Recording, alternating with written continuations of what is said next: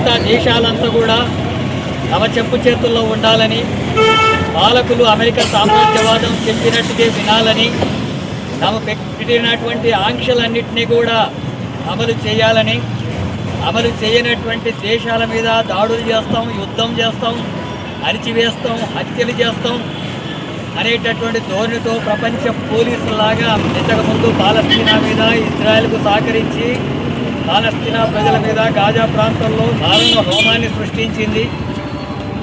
ఇప్పుడు ఇరాన్ మీద దాడులు చేస్తూ ఇప్పటికే 1200 మంది చనిపోయారు. 170 మంది పసిపిల్లలు, పాఠశాలలో ఉండే పిల్లలు కూడా చనిపోయినటువంటి ఘటన జరుగుతుంది. ఇప్పటికే ఇరాన్ మీద తీవ్రమైనటువంటి దాడులు చేస్తున్నాం. ఇంకా భవిష్యత్తులో ఇంకా మరింత దాడులు కొనసాగుతాయని చెప్పి భయపెడుతున్నారు.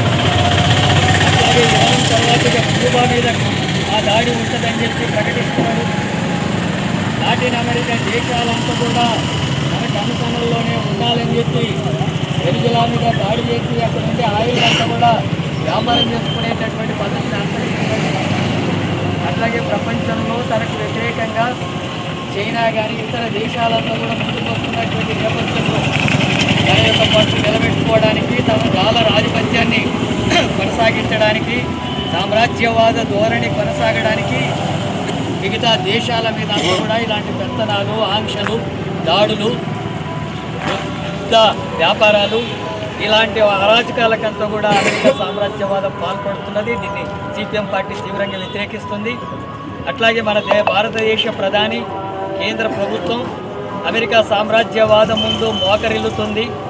ఆయన ఏమి చెబితే అది వినేటట్టుగా, ఆయన ఏ రకమైనటువంటి ఆంక్షలు ఉంటే ఆ ఆంక్షలంతగా అమలు చేసేటటువంటి పద్ధతుల్లో మోడీ ప్రభుత్వం వ్యవహరిస్తుంది.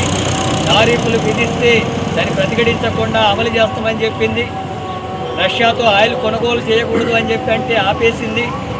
ఇప్పుడు మళ్ళీ 4 రోజులు మీరు కొనుగోలు చేయొచ్చు భారతదేశం అని చెప్పి అంటే సరే అంటుంది. ఈ దేశాన్ని భారత ప్రధాని పరిపాలిస్తున్నాడా, అమెరికా సామ్రాజ్యవాదం ట్రంప్ పరిపాలిస్తున్నాడా అని చెప్పి అనిపిస్తుంది. ఆ రకంగా దేశ ప్రజానీకానికి అవమానకరమైనటువంటి ఘటన ఇది. ట్రంప్ ఏమి చెబితే మోడీ అది వినేటటువంటి వాడికైతే ఈ దేశాన్ని పరిపాలించడానికి సరిపోయినటువంటి నాయకుడిగా ఆయన మిగలడు. అందుకే ప్రజలందరూ కూడా ఇప్పటికే తీవ్రమైనటువంటి నిరసనలు వ్యక్తం చేస్తున్న కేంద్ర ప్రభుత్వం యొక్క వైఖరి మారడం లేదు. ఆ రకంగా సామ్రాజ్యవాదానికి, అమెరికా సామ్రాజ్యవాదానికి అడుగులు వచ్చేటటువంటి పద్ధతి నుంచి కేంద్రం ఉపసంహరించుకోవాలా. అట్లాగే మన భారతదేశ యొక్క సార్వభౌమ అధికారాన్ని నిలబెట్టుకునేటటువంటి పద్ధతుల్లో నిలబడాల్సిన అవసరం ఉంది. ఇరాన్ మీద జరుగుతున్నటువంటి యుద్ధోన్మాదాన్ని, అమెరికా ఇజ్రాయెల్ కలిసి చేస్తున్నటువంటి దాడిని, యుద్ధాన్ని వ్యతిరేకించాల్సిన అవసరం ఉంది. అట్లాగే పాలస్తీనాలో, గాజాలో ఇప్పటికీ అక్కడ మారణ హోమం జరుగుతూనే ఉంది. వాటిని నిలిపివేయాలని చెప్పి పాలస్తీనాకు సంఘీభావం ప్రకటించేటటువంటి వైఖరి తీసుకోవాలా.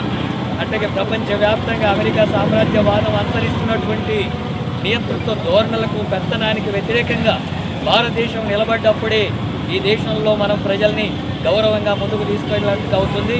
అలాంటి వైఖరిలో ప్రభుత్వం ఇప్పటికైనా మార్చుకొని సామ్రాజ్యవాదానికి వ్యతిరేకంగా, అమెరికాకు అడుగులకు మడుగులు వచ్చేటటువంటి విధానానికి వ్యతిరేకంగా భారత ప్రభుత్వం నిలబడాలని చెప్పి ప్రభుత్వాన్ని డిమాండ్ చేస్తున్నాం.